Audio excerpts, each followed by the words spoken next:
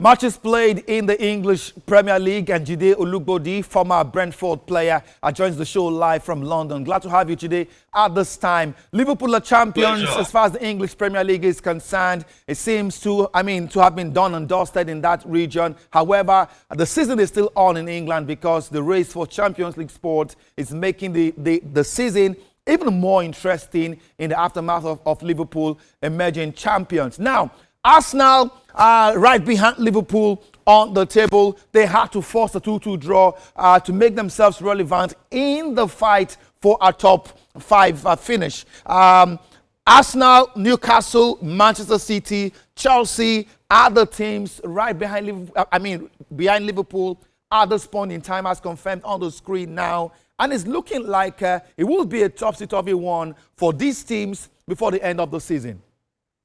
Oh, yes, promise. Absolutely. You know, as Sir Alex Ferguson used to call this the squeaky bum time. You know, it's the tight time. You know, if you take Arsenal out of the equation, because I think right now, I don't see any way they'll miss out of the Champions League, especially where they've taken the point on over the weekend from the champions. So unless they get deducted points now, it's not going to happen.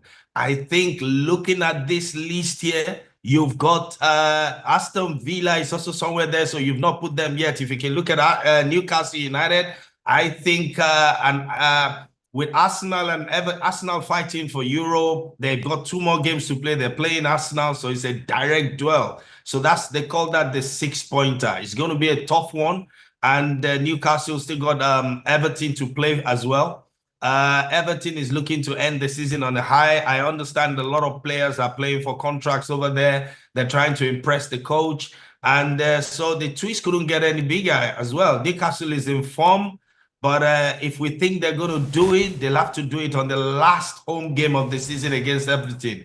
And I hope results go their way as well. There are no easy games, however. We've seen Manchester City, for example, this weekend failing to score against relegated Southampton. And even Forest also, you can imagine, you know, a big 6-pointer game at home with Leicester. They couldn't do anything. And if you look at Chelsea, they have all to play for now. They're going to play a distracted United team, if you ask me. And on Sunday is their biggest test, if you say. And but I think they have a game against Forest, the last game of the season. That is, I think, it's going to go down to the last day for Chelsea to decide. Will the Chelsea go to the City ground and falter? Or will they see the challenge and take it on? Well, it's something to look at. And Manchester City as well, if you look at them, I think Guardiola will want to forget this season, promise. It's one of the things, you know, lackluster performances everywhere. They struggled for form everywhere when you look at it as well. And there's no superiority complex anymore. Everybody feels now they can get a result against Manchester City. So, but I think they're going to have 3 games in 7 days, promise. They're going to play the cup final. Palace are in form. You've seen Eberechi in action. And then 3 days later, they're going to play a very, very good Bournemouth side who have good momentum at the moment. And I wouldn't want to finish up, you know, in Fulham on the last day of the season. That's a dangerous place to go to play. It's a dangerous game to play for them. So, you know, well, they've got Guardiola, they've got De Bruyne, Silva, and all of them. So I wish them all the luck as well. But looking at it, I think, if you ask me, promise, I'm going to say that, unfortunately, it may stay as it is, with probably Chelsea dropping out for Villa.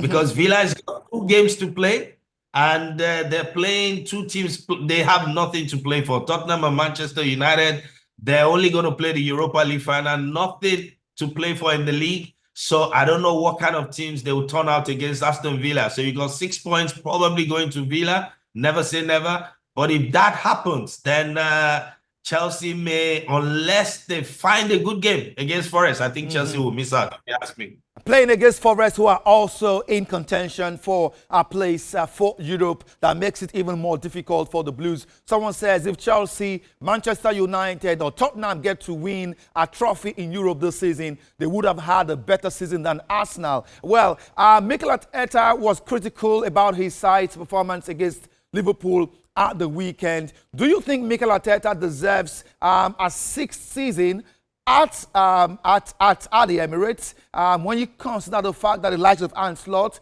in his first season at Liverpool won a trophy as big as the Premier League title? I mean, you consider the performances of other teams in the Premier League, as bad as it's been for Ruben Amorim.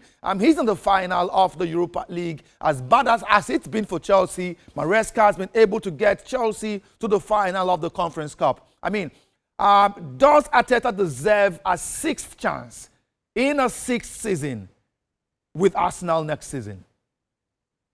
I think he does. You know, when you look at it, he's been runner-up 3 times now, and he's developed the team. The team is getting better, although the points gap this year is a bit huge. And I think the thing everyone has been talking about is still the striker thing. Where do you get that £150 million striker that's going to solve your problem? We've seen, you know, Salah scored 28 goals. Even Ireland has scored about 22 goals or so. I don't think there's any striker that has scored more than that has scored 30 goals since Aubameyang left.